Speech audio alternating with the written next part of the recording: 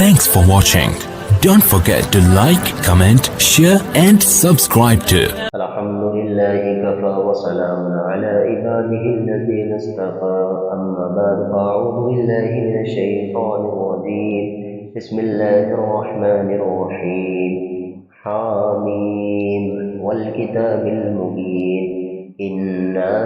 أنزلناه في ليلة مباركة إنا كنا منذرين فيها يفرق كل أمر حكيم أمرا من عندنا إنا كنا مرسلين رحمة من ربك إنه هو السميع العليم رب السماوات والأرض وما بينهما إن كنتم موقنين صدق الله العظيم. قابل احترام بزرگوں اور دوستوں،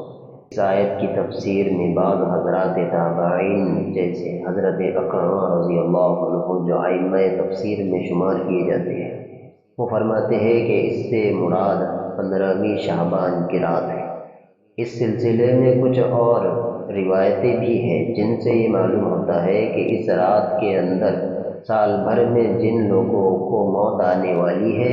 ان کے فیصلے کیے جاتے ہیں، جو پیدا ہونے والے ہیں ان کے فیصلے ہوتے ہیں، روزی کے متعلق فیصلے کیے جاتے ہیں۔ بہرحال حضرت اکرم رضی اللہ عنہ اور بعض مفسرین اس رات کی تعین کے سلسلے میں اس بات کے قائل ہیں کہ سورہ دخان کی آیت لیلۃ مبارکۃ سے 15ویں شعبان کی رات مراد ہے۔ اس رات کی فضیلت کے سلسلے میں ایک استدلال تو سورہ دخان کی آیت ان آیتوں سے کیا جاتا ہے جو میں نے آپ کے سامنے پڑھی، جن میں اللہ تبارک و تعالی نے قرآن پاک کی قسم کھا کر فرمایا ہے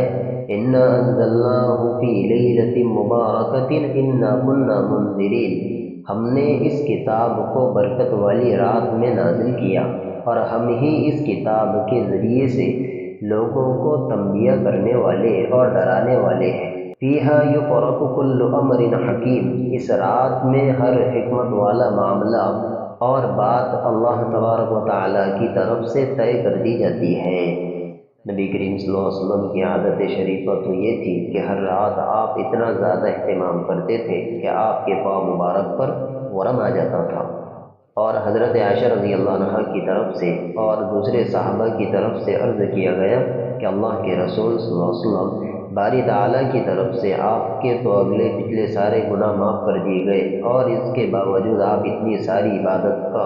اہتمام کرتے ہیں۔ تو حضور صلی اللہ علیہ وسلم نے فرمایا افلا اکون عبدا شکورا،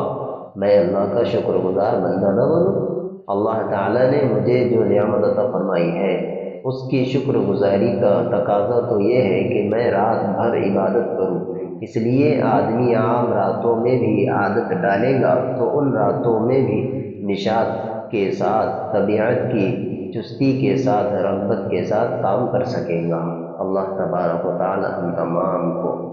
شب برات کی اور شب قدر کی قدر نصیب فرمائے۔ وآخر دعوانا الحمد للہ رب العالمین۔